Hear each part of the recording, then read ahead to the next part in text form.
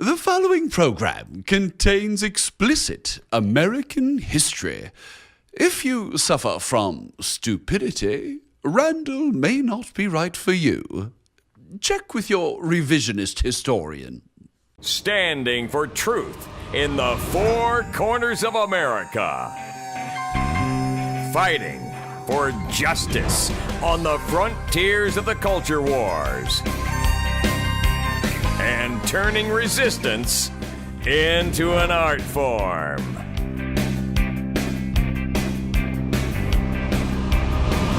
Randall Terry.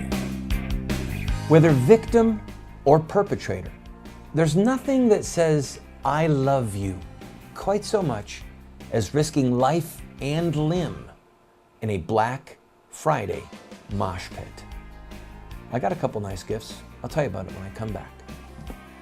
And cut. Do you think that it would work for us to show that footage of me tasing that woman so that I could get the Lego set before she did?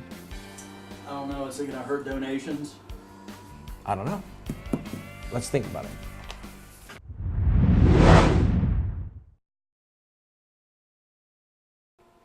Where consumerism, the holidays, and random acts of self-gratifying violence all come together, the Black Friday mosh pit. You know, by the way, quick parentheses here. We are broadcasting from our temporary studios. Lane, go to this camera. Do you see this behind us? My wife was watching one of the shows the other day and said, you ought to just tell people, send in pictures. Send pictures of yourself. If you as a viewer would like to be on this wall, send us your picture at the address you see there on the screen, and we'll just start putting them up.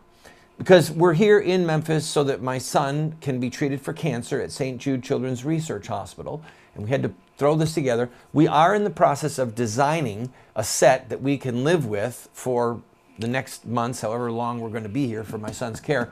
But in the meantime, if you want to dress it up, send us a picture of yourself. We'll put it up behind us. What the heck? Your favorite superhero, maybe? No NFL. My wife said no NFL football teams and no women in bikinis. Other than that, send us a picture of yourself. We'll put it up. All right.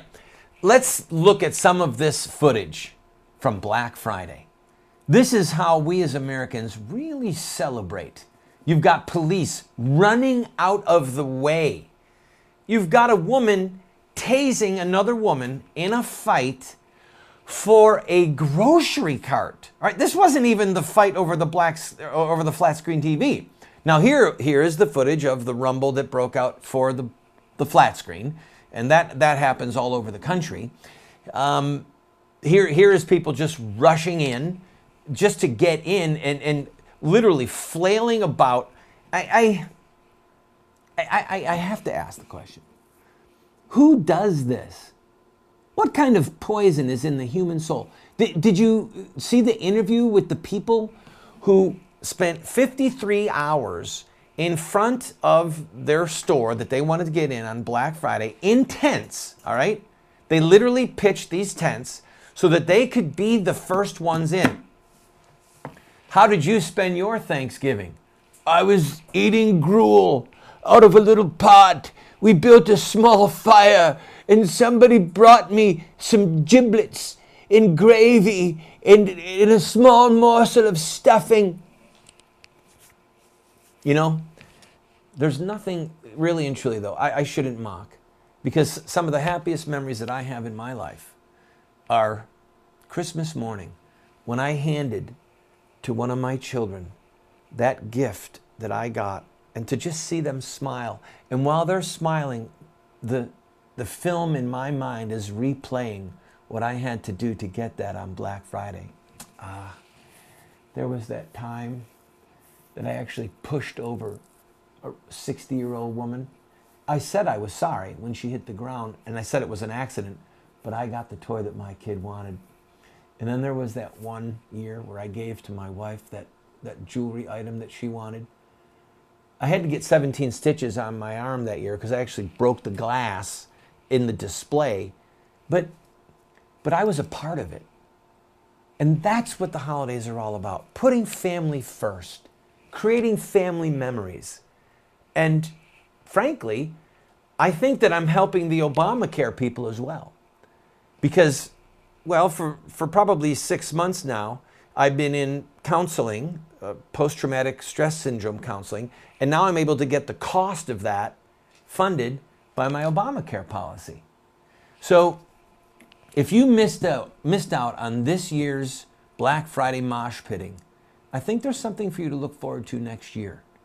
Whether victim or perpetrator, there's nothing that says I love you like taking a few bruises or giving them in the pursuit of consumerism.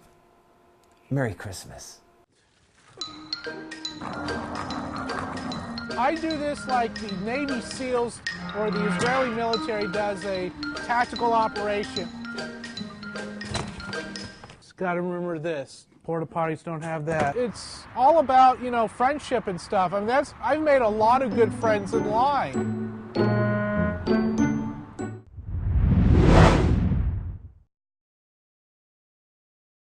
How would you like to be able to reach hundreds of thousands, perhaps millions of potential customers with your product or your company or your web-based business? Well, you can do that right here on this show. Every single day, we get phone calls or letters or orders online from states all over the country where people are watching this television show. Right now, we are seen in 45 cities at 8:30 p.m. Eastern Time every night, and then a rerun again at 12:30 midnight. You can reach them using this show at advertising rates that are so inexpensive, it would blow your mind. So, if you're interested, contact us at the phone number that you see on the screen or the email address, and we can talk about how you can grow your business and help support this show.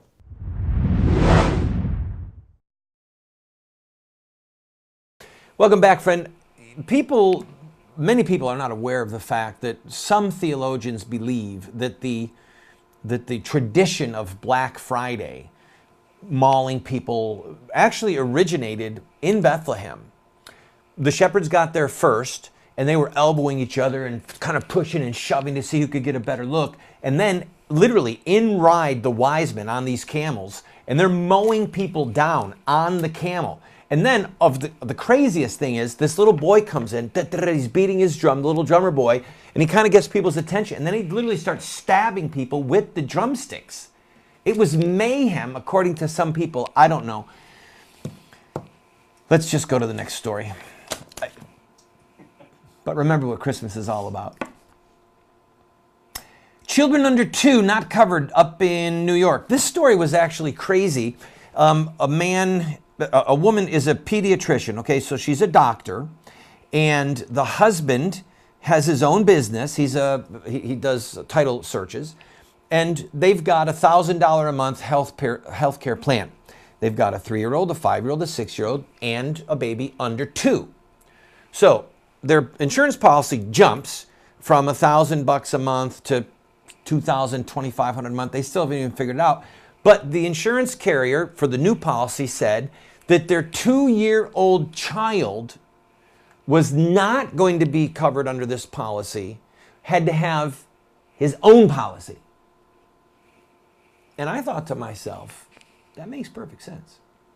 I mean, think about it. Of all the people in that family, the mom, the dad, they're 40 and 41 and 42, and the 6, 5, and 3-year-old, then that little 2-year-old, that's the far outlier. Who is going to be the greatest healthcare risk for the insurance carrier and the whole family for that matter? Yeah, the 2-year-old. I mean, think about it. The 2-year-old, if left to himself, would literally lie around in his own waste, okay?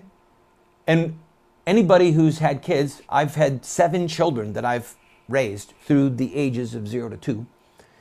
Anybody who has had a kid knows that if you leave a child to himself in their waste, they're going to get sick.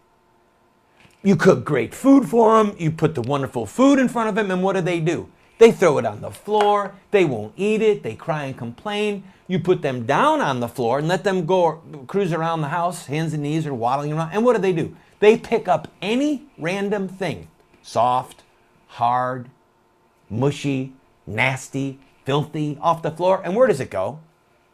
Right in the mouth. The American Pediatric Society said that 40% of kids 2 and under are already using iPads, okay?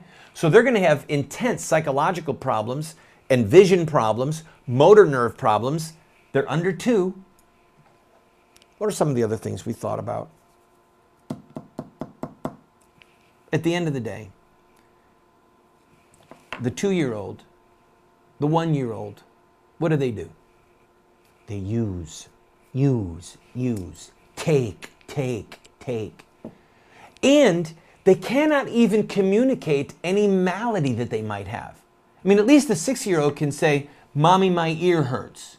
Mommy, I have a sore throat. What does the 2-year-old do? Screams. Ah! Morning, noon, and night. Doesn't say to you, I have an earache. For all you know, the kid is screaming because you took the dirty, nasty thing that was on the floor and they stuck into their mouth. You took it away from them. They might be screaming at some horrible injustice that you have perpetrated. They can't communicate. They eat things they shouldn't eat. They won't eat what they should eat. They would lie around in their own waste if left to themselves and spread disease, not only to themselves, but to other members of your family. Of all the people in that family that should have their own insurance policy and that are the greatest insurance risk, it is in fact the 2-year-old, the 1-year-old. So finally, Obama's people get it right. Kids are a nuisance. I mean, that's what most Christians believe, isn't it? Cut. Do you think that I can say that and then bring it around to birth control, abortion, that people just, I mean, really, people don't want kids. Unless they want to knock them down on Black Friday. All right, what's next?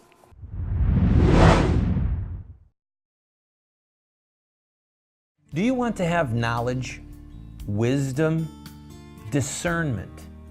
If so, you have to read good books, theology, history, books that look at the lives of great men and women. So to help you to become a more effective Christian, a better witness for truth, somebody who can engage in productive conversation that exhorts and edifies those that you speak with, we're going to do something crazy. We're offering you these 7 books for a gift of any size. You just pay for the shipping and handling, and then give whatever gift that you can, and we will send them to you. But just to make it a little bit more crazy, I will send you a second copy of my 3 books, autographed. You can give them as a gift to your pastor or to a family member and help extend truth and justice in the world. This is while supplies last.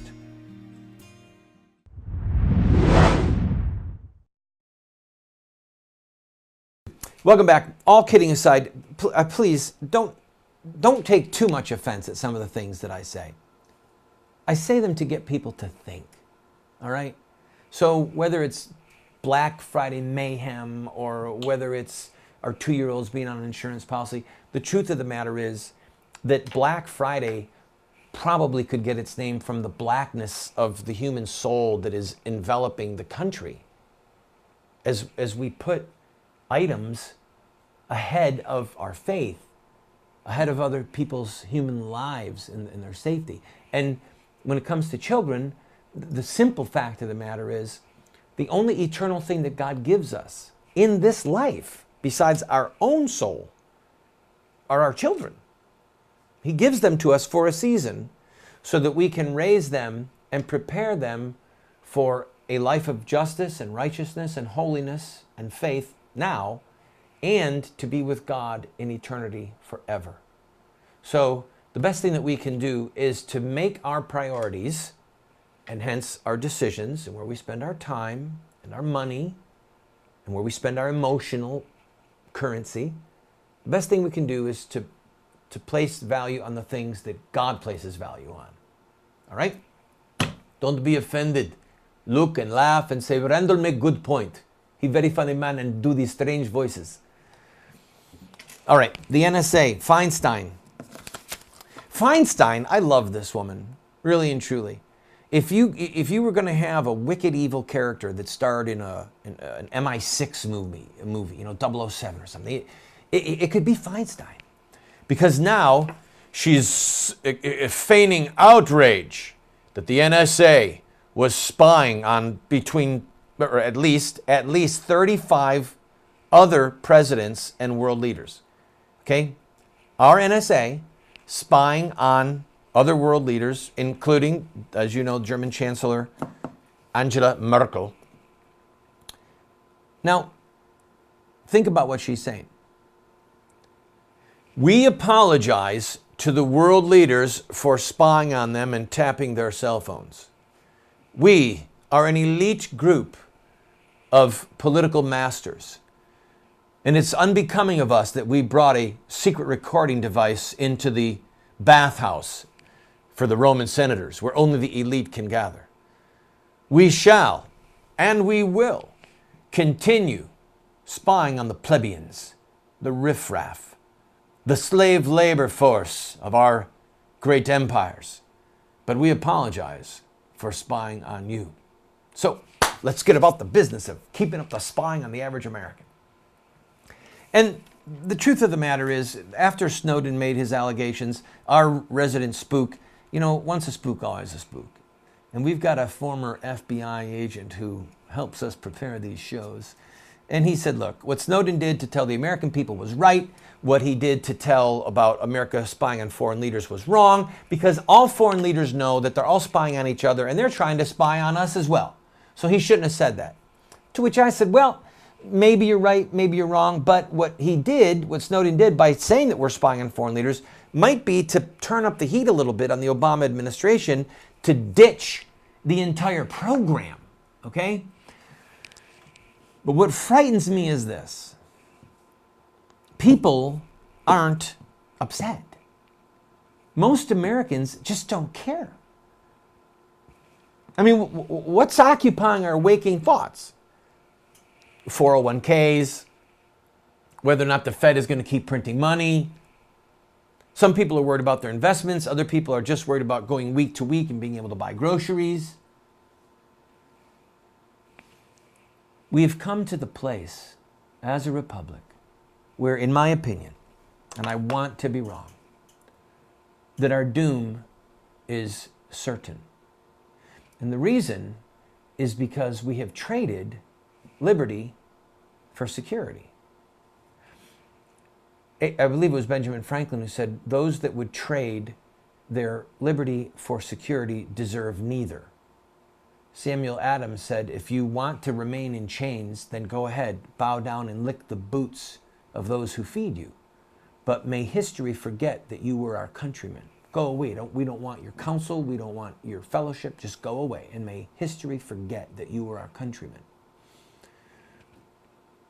The problem is that we have all become so numb and just accept the wickedness, the evil that's going on around us. Killing babies, the militant homosexual marriage movement, the printing of fiat money, the loss of our property rights, the loss of our privacy, all of these things. And what are we occupied with? With shopping deals on Black Friday. I'm buying a taser so that I can tase the person who gets in front of me for the Legos. That's what it's all about, Alfie.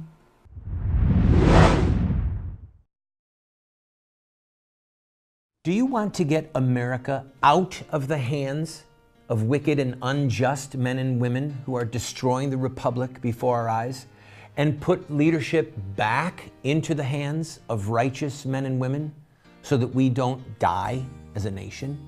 Well, you're talking about social revolution, and there are rules in social revolution. We can look at the victorious social revolutions of the past, such as the end of slavery, the end of child labor, women's voting rights, the end of segregation, and so much more, and learn from their victories. Look at their actions, their images, their rhetoric, their sacrifices, and their final fruit. We will send you this series that originally cost $129. 7 books for students, 1 teacher's guide, if you'll give a gift of any size and just pay for shipping and handling. Take advantage of it today.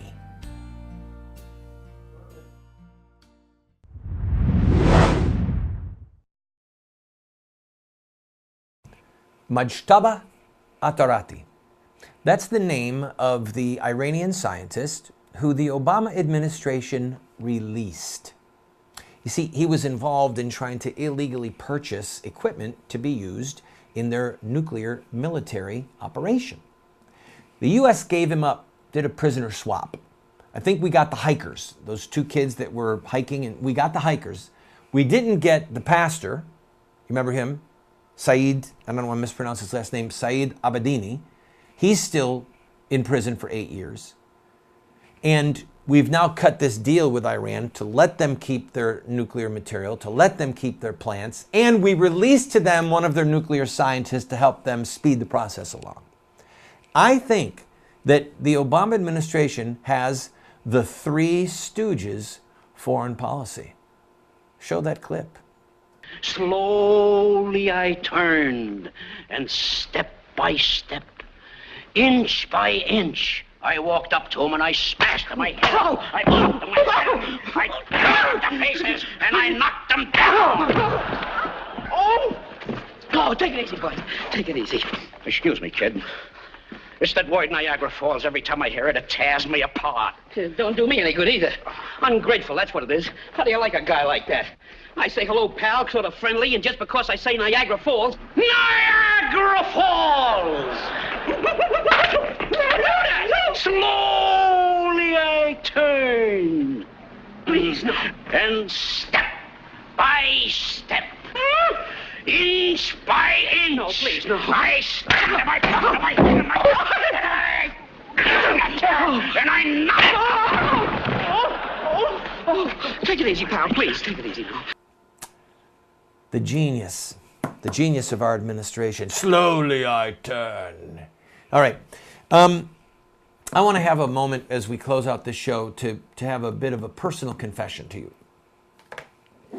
King David, in Psalm 51, he asked God's forgiveness, and then he said, "And then I shall teach sinners thy ways."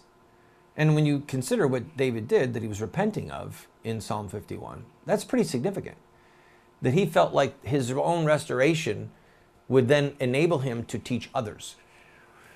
And I use this program a lot to talk about family, to talk about children. But I confess to you that there have been times when I put the ministry first and I was not present to my wife and to our children the way that I should have been.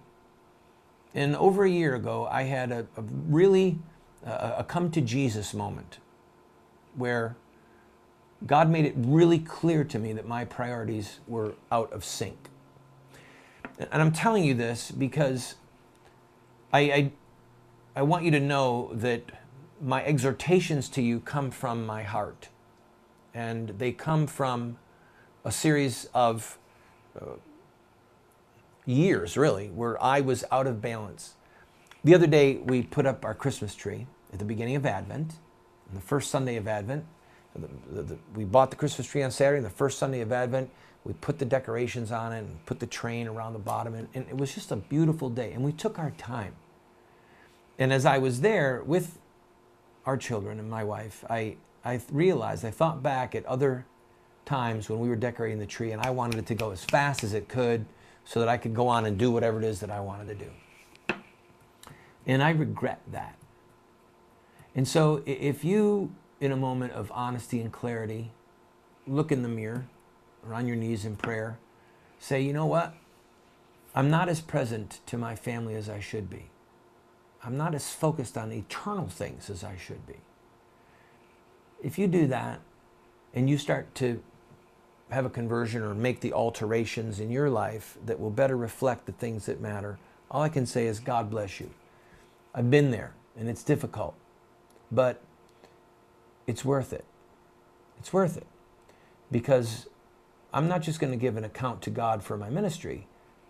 Perhaps more importantly, I'm going to give an account to God for how I treated my spouse and my children.